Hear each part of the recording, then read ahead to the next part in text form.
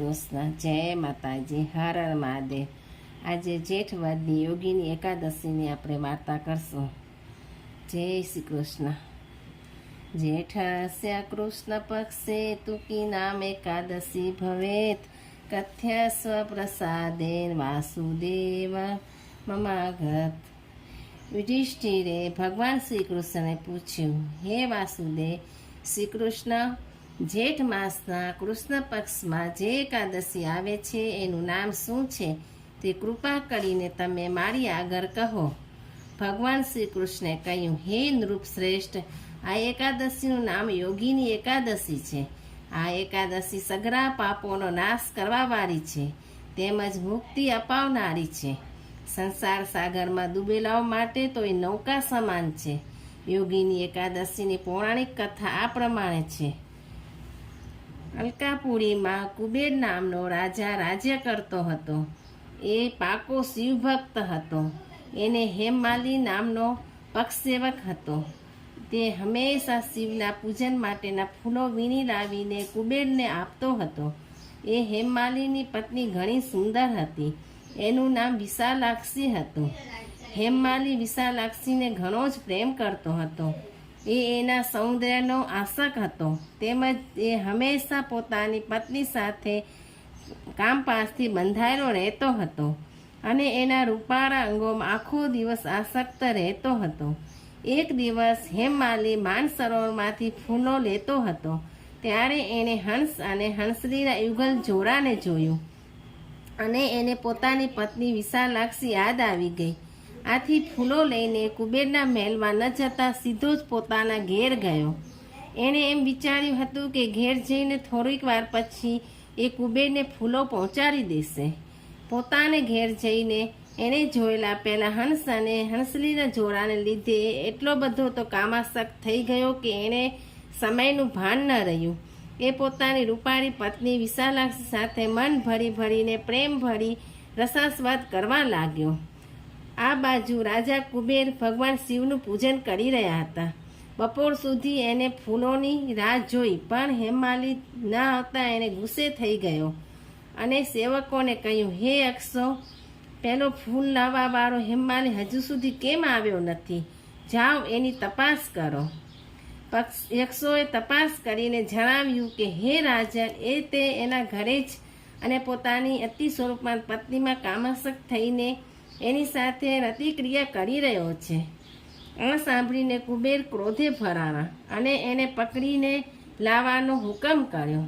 એટલામાં ફાંફળો હેમમાલી ત્યાં આવ્યો. પૂજા માટેના ફૂલો પહોંચવામાં ઘણો જ વિલંબ થઈ ગયેલો જાણી હેમમાલી ભયથી વ્યાકુળ થઈ રહ્યો હતો. હેમમાલીને જોતાં જ કુબેરની આંખો ગુસ્સાથી લાલ થઈ ગઈ. તેણે હેમમાલીને શાપ આપતા એ બોલ્યા, હે પાપી, હે દુષ્ટ, હે દુરાચારી, તે ભગવાનની અવહેલના કરી છે. એથી તું કોઢિયો થઈ જા. તેમજ તારી પોતાની પત્ની પર તું વિયોગી થઈ જા. એટલું જ નહીં પણ હે નીચ યક્ષ, અહીંથી જ આ ઘડીથી તું મારા શાપને ભોગવ અને અલકાપુરીમાંથી અન્યત્ર ચાલ્યો જા. કુબેરના શાપથી એના આખા શરીર કોઢવાળો થઈ ગયો. એના આખા શરીરમાં પીડા થતી હતી, પરંતુ શિવ પૂજા માટે ફૂલો લાવી આપવાના પુણ્યના પ્રભાવથી એની સ્મૃતિ નષ્ટ થઈ ન હતી. દુઃખથી પીરાતા પોતાના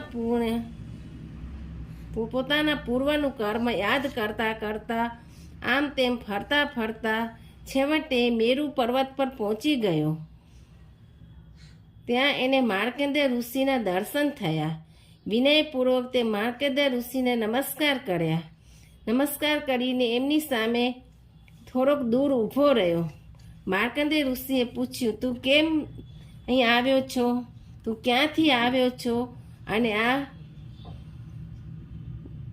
કોઢના રોગ કેવી રીતે તને થયો? આ કારણે તું ચિંતાતુર લાગસ. હેમમાલી કહ્યું, હે મહારાજા, અલકાપુરી નગરીમાં રાજા કુબેરનો હું સેવક છું. મારું નામ હેમમાલિની છે. હું દરરોજ માનસરોવરમાંથી ફૂલો લાવીને શિવ પૂજન માટે કુબેરને આપતો હતો. એક દિવસ મારી પત્ની સાથે સહવાસના સુખમાં મને સમયનું ભાન ન રહ્યું અને ફૂલો પહોંચવામાં વિલંબ થયો. આથી રાજા કુબેર મારા ઉપર ગુસ્સે થઈ ગયા અને મને શાપ આપ્યો. એ કારણથી હું કોઢના રોગથી દુઃખી થઈ રહ્યો છું અને મારી પત્નીથી હું યોગી બન્યો છું. પૂર્વજન્મના મારા કોઈ શુભ કર્મને લીધે હું તમારી પાસે આવી ચડ્યો છું. માટે હે મુનિ શ્રેષ્ઠ, સંત સ્વભાવાશ્રિત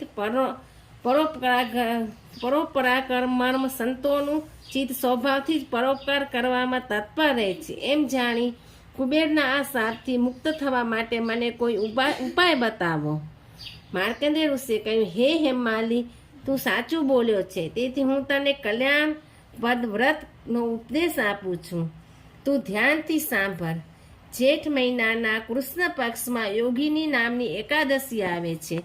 એનું તો વિધિપૂર્વક વ્રત કર. એ એકાદશી દિવસે સવારે વહેલા ઉઠીને નિત્યક્રમ કરીને સ્નાન વગેરેથી પવિત્ર થઈને ભગવાન શ્રી વિષ્ણુનું પૂજન કરવું. આખો દિવસ ઉપવાસ કરવો. રાત્રે જાગરણ કરવું.